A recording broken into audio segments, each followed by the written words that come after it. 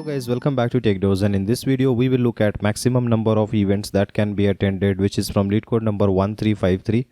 A good problem to solve after having solved this is zero array transformation 3, which is from 3362. Let's now look at the problem statement.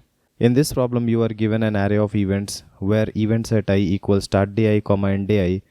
Every event I starts at start day I and ends at end day I. You can attend an event I at any day D where D lies in between the start time I and end time I. You can only attend one event at any time D. Return the maximum number of events that you can attend.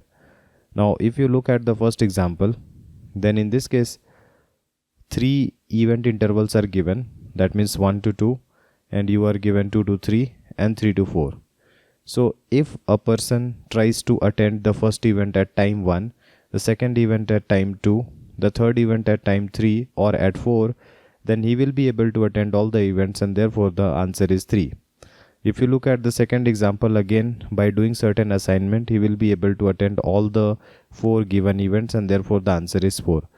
Whereas in some cases it may not be possible, like if you have let's say 3 events in the range of 1 to 2, then a person, since he can only attend an event on one given day, then he can attend one event at day 1 and one event at day 2, and then the third event cannot be attended because both the days are occupied, and therefore the maximum attended events will be 2 in this particular example, right? Now if you look at the constraints, then the events dot length is 10 to the power of 5, and events I dot length, that means there are 2 items are given in the interval start and end, so it is of size 2, and start end timings are in the range of 1 to 10 to the power of 5. So in this case you can note that if events length is n, then an n square algorithm will definitely give you a TLE, because this will make it 10 to the power of 10, which is beyond your 1 second limit of 10 to the power of 8. So you can assume that the best that we can think of is n log n algorithm, or maybe an n algorithm, looking at the constraint section. Now let's look at some observations. In this case, given the set of intervals, we will be ordering it and trying to solve it from left to right.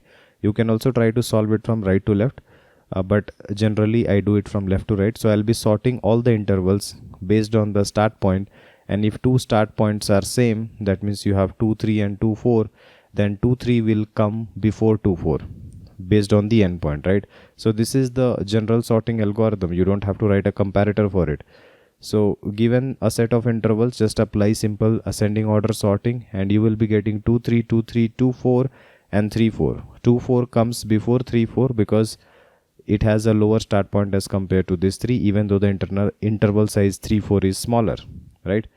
So this is point number 1.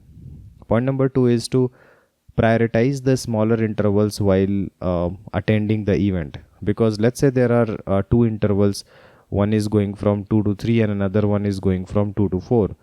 Then it will be better that you assign this to day 2 to interval number 1, because the chances are that maybe in future you will be occupied with the other days with some other intervals, and it is always good that a smaller interval is given higher priority, because a larger interval will have more chances of selection, right? More chances of selection rather than a smaller interval.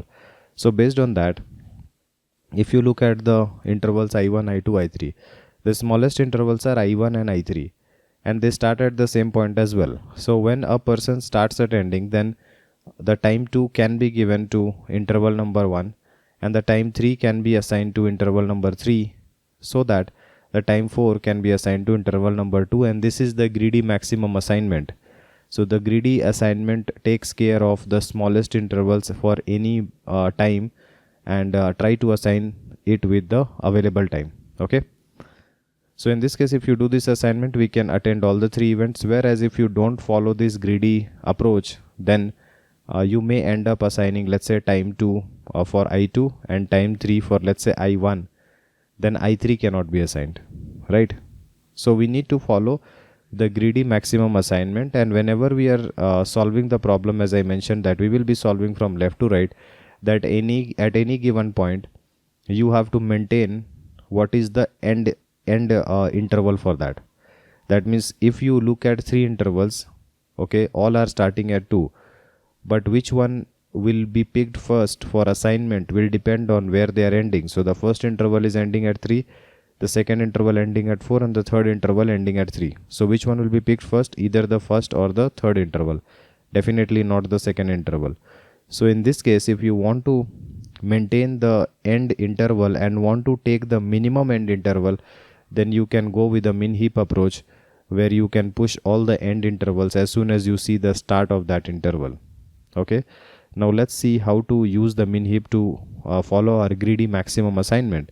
In this case, we want to maintain the earliest ending interval as the best option using the min heap. So I have already taken a sorted interval. Okay, it may not be sorted, you need to sort it once. So I have sorted it already. Now I will be listing down the steps what to do. Basically, we will be moving from left to right and we will be maintaining a min heap. I will have to keep a track of time, and if you look at the constraint, the time actually starts from 1, because start day cannot be less than 1 and cannot be more than 10 to the power of 5, and that is why the time is assigned to 1, which is the minimum timeline. Okay, the attended will be counting how many events have been attended, because at the end we need to return the number of events that a person has attended, and the position pointer will start with 0 and will parse from left to right and go through all the given intervals for events. Now the first point, whenever you see this interval is starting at time 2. Now the assumed time was 1, so we may have to skip the time. So what will be the skip in the time? The skip in the time will be the maximum of whatever time you know, comma, the whatever is the start time. So this will be skipped to, let's say, time 2, you can say, right? So the step number 1 at any index will be the time skip. So we have done the time skip. Our current time is 2. We need to remember like what is the end interval. So the end interval will be pushed into the min heap, so that whenever we require to do the assignment, the earliest ending interval will be taken out. Okay, so the min heap will be maintaining 3.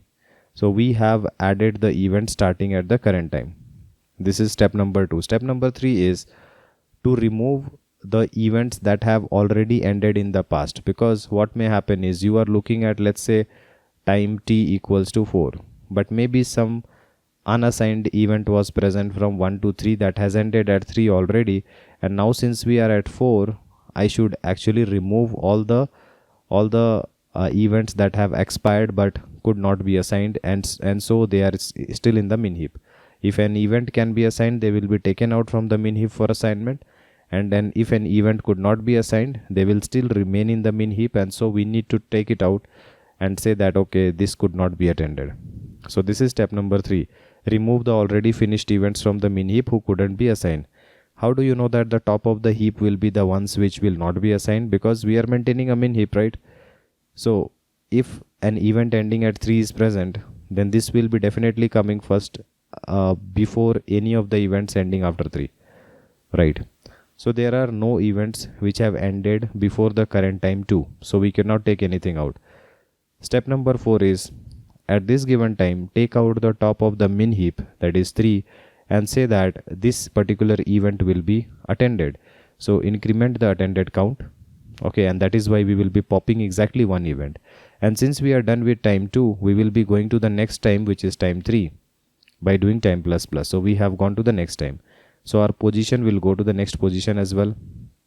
In this case, we will try to do time skip. We will see if time skip is required. Time skip will be calculated by maximum of current time, comma, the start time for this given interval. So it is already 3, which is maximum of 3, 2, so no update will happen. Now we will be adding this event into the min heap. So we will be adding only the endpoint, so 3 will be added into the min heap. And now we need to remove all the expired events before this time 3. So there is no event in the min heap before the time 3, so nothing will be taken out, and then we will be taking out the top of the heap and then assigning it, so the attended count will become 2. Okay, and then we will be going for time plus plus, and the position will be position plus 1. Now again we check for the time skip. Maximum of 4, 2 is 4, so no update will happen to the time. Now we will be adding the end time to the min heap, so 4 will be added. Now we will be taking out if there is any outdated event. So there is no outdated event that has ended before this time 4, and then you take out exactly one item from the min heap and say that it will be attended. So the attended count becomes 3, and now you go for the next time, which is time plus plus, and you go to the next position. Now at the next position, what you do is you look for the time skip. So maximum of 3,5 will be 5, so no update will happen. Now we will be adding this event, so 4 will get added into the min heap.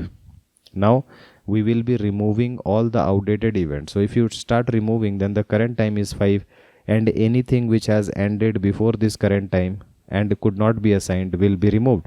So if you start removing, then 4 will be removed, because 4 is the end time of an event which is before the current time, and so it can never be assigned.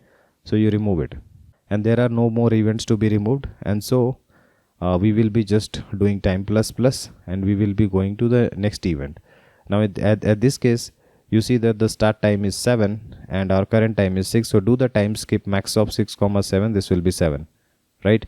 We are doing the time skip so that the gap between any two consecutive intervals can be skipped in just order of one time. Otherwise you will be doing time plus plus for so many times uselessly. Okay, so in this case we have reached to 7, so 9 will be pushed. Again, remove all the outdated intervals which ended before 7, so there is no such interval in the min heap. Then you take the top of the min heap and say that this will be attended. So 4 events are attended now, and then you do time plus plus and move the position pointer to the right. Now when you move position pointer to the right, and if it goes out of bound, that is one condition to actually stop, and another condition is your min heap should also be empty. Okay, min heap should also be empty, because there may have been some other events which could not be assigned and which will be assigned in future, even though you have run out of all the events. So you should take care that while making the stopping condition in the loop, because all these 4 steps will be inside a loop, the first condition should be that position is less than n, or another condition should be that the min heap is not empty. So not min heap dot empty, because maybe some future assignment is still left, because these are all interval values, right? The end point can be anything. So I hope this technique is clear. In this case, if you see, we are sorting the array, and that is the most time taking process. You can say n log n, and simply the heap push and pop operations are log n, and we are doing it n number of times, where n is the number of intervals. So you can also assume n log n for that. They are done separately, so we can use a plus factor. So the time complexity is going to be n log n, and the space complexity order of n, because all the events may be present in the min heap in the worst case. And I hope it is clear. Let's now look at the code. If you are someone who is looking to prepare for top product based company within a limited time of just 3 months, then we have brought for you both the DSA and the system design live interview training program. The most important feature of this program is you get a filtered and condensed structured curriculum, in-depth discussion of all the topics, and my guarantee of your understanding, one-on-one guidance with me, and live weekend classes. To know more about the training, you can WhatsApp us on this given number. In this problem, we are given the events, and the first step was to sort the entire array. Then we will be finding the size of the events. The position will be assigned to 0, which is the index.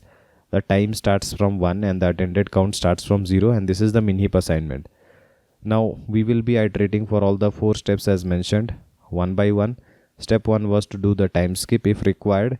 Step 2 is to add the event starting at the current position. Step 3 is to remove all the already ended events, that means all the outdated events that we could not assign.